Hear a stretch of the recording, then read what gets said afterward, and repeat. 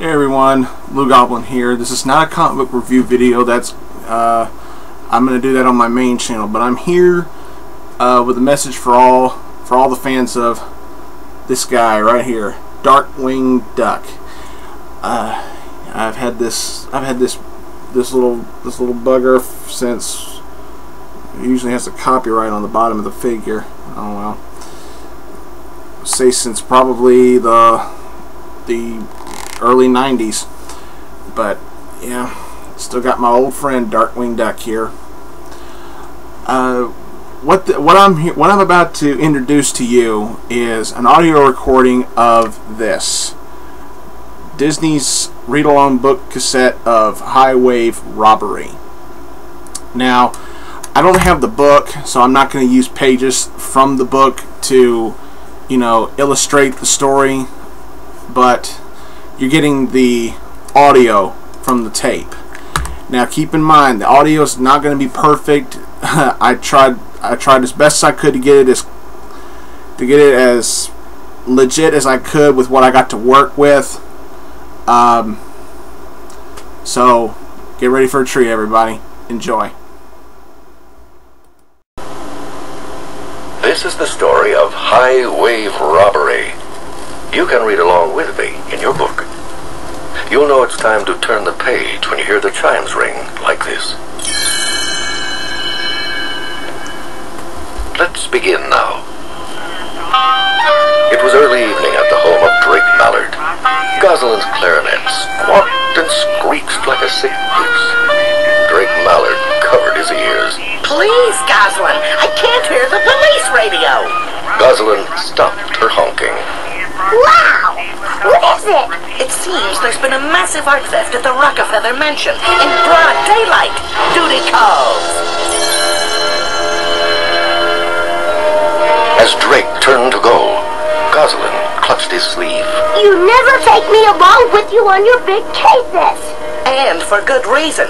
I, Darkwing Duck, am trained for this hazardous superhero stuff. You're not. So just keep practicing, and I'll see you at your school concert. Then he vanished through a secret door. Now dressed in his purple cape and hat, Darkwing sped through the streets of St. Canard and his famous rat catcher. Launchpad McQuack was hanging on for dear life. Gee, DW, Gosalyn looked kind of sad back there. My lifestyle's too dangerous for little girls. Darkwing swerved between two huge trucks. Launchpad gulped. Yeah, too dangerous for big boys, too. Darkwing pulled up to an expensive mansion. Inside, he discovered that all of the valuable artwork was gone. Joan D. Rockefeller and her two security guards sprawled trance-like on the floor of the modest gallery. Launchpad stared at their blank faces. Boy, that's how I feel when I stay up all night playing video games. The super sleuth examined Rockefeller's cracked eyeglasses. My trained eye has noted that every piece of glass in this room has been shattered, but there's no sign of an explosion, or even a struggle. Launchpad shrugged. What could have happened? Darkwing held a sack under Mrs. Rockefeller's nose. She sniffed, then instantly snapped out of her trance. Oh, what was that? Oh, some special chemical formula? No, my lunch. Egg salad and blue cheese. Now, what do you remember, madam? Absolutely nothing. One moment I was here looking at my Michelangelo, and the next, something knocked me out. Oh my goodness, I've been robbed! Where a famous painting once stood, a note was hanging in its place. Darkwing ripped it from the wall and read it aloud. Since you have no chance of stopping us, here's our next crime. Look for us tonight at the Watson Theater premiere. Darkwing crumpled the paper. No chance of stopping them, indeed. Come on, Launchpad. Let's get dangerous. After alerting the police to the robbery threat, Darkwing zoomed to the Watson Theater. Fancy film folk were already arriving in costly limousines under the watchful eyes of armed guards. Launchpad ogled the crowd. Too bad you wouldn't let Gosalyn come, DW. She loves movie stars. Darkwing scowled. Entering the theater, Darkwing and Launchpad hid in a box seat, waiting and watching for anything suspicious. Just then, 3 ushers pushed a strange table onto the stage area. Launchpad's stomach growled. Oh boy, a snack bar! Darkwing elbowed him in the ribs. Keep your tongue in your mouth and your eyes peeled. We're here on business. Suddenly, one of the ushers threw off her disguise.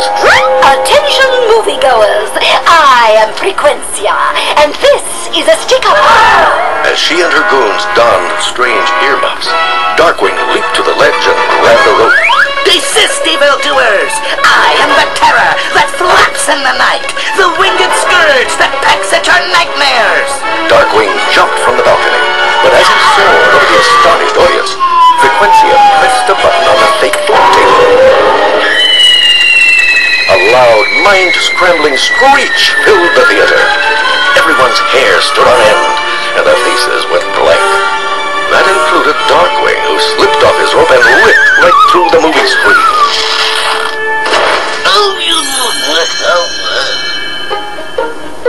Frequencia and her goons picked their way through the zombie-like audience, stealing jewelry and wallets.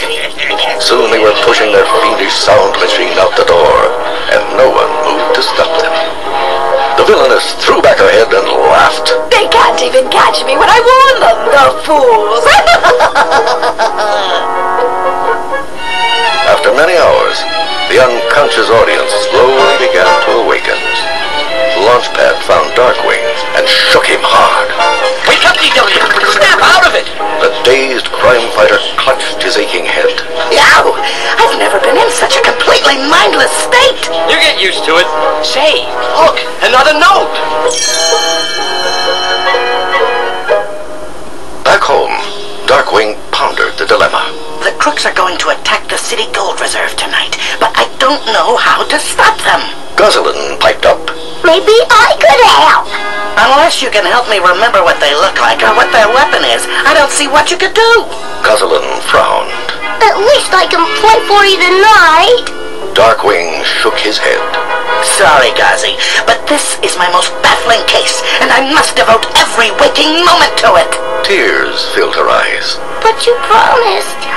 Aren't I even worth an hour of your valuable time? Darkwing reached out and stroked her head. You're right. I'll be there.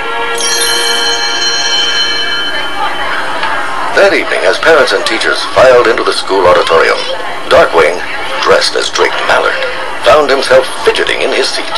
I wish they'd get started. I've got to get to the gold reserve tonight. Launchpad smiled. Relax, DW. School concerts are fun. Why, I even played a string instrument as a kid. You did? Yeah, a yo-yo. Finally, the lights dimmed and the music began. Parents smiled warmly as their children tooted and plunked their way through the musical arrangements. Finally, it came time for Gosalyn's clarinet solo. She stood up and put the instrument to her mouth. A loud, off-key squawk echoed through the auditorium. Launchpad leaned over and whispered to Drake. Golly, DW, this tune is so good, it makes my hair stand on end. Darkwing's eyes lit up. Launchpad, that's it. No sooner did Gosalyn finish taking her bow when Darkwing rushed forward and yanked her off the stage. I've solved the case, Gosalyn, but I'm gonna need you and your clarinet to catch the crooks. Me? On a case? Hot dog! Later, at the Gold Reserve, our 3 heroes waited in the shadows, wearing earmuffs. Gosalyn was confused. How are earmuffs and a clarinet gonna stop these crooks? Darkwing squinted. What did you say? Launchpad adjusted his ear gear. What? Oh, never mind. Just get ready. Just then, Frequencia and her goons entered the lobby, pushing their sound machine before them. Moving the weapon into place, she again announced, This is a stick-up!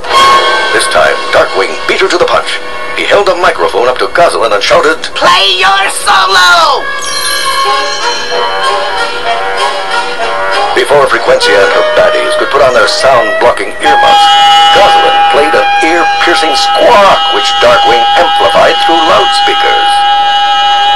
The sound rumbled through the granite hallways. As Frequencia watched, the machine exploded. and she and her goons collapsed to the floor. Back home once again, Darkwing plopped happily into a chair. Case closed. I couldn't have done it without you, Goslin. When Launchpad's hair stood on end during your solo, I knew Frequencia must be using some kind of amplified sound to knock everyone out. What?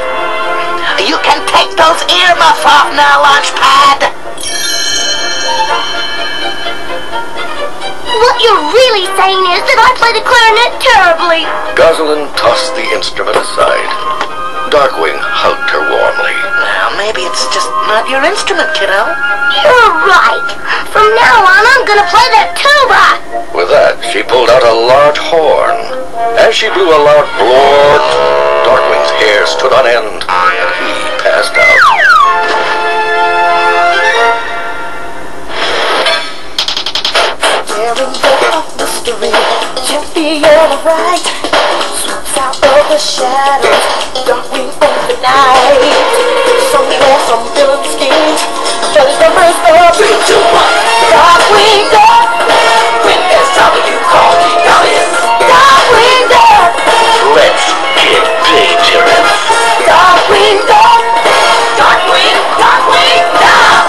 out of smoke and he appears, the master of surprise. Who's that cunning murderer, the shadowy disguise? Nobody knows for sure, bad guys are out of luck. Here comes Darkwing Duck, When SW calls me Darkwing. Darkwing Duck, Let's get dangerous. Darkwing Duck, Better watch out, you bad boy! Darkwing Duck. That was the end of the story. If you would like to hear it again,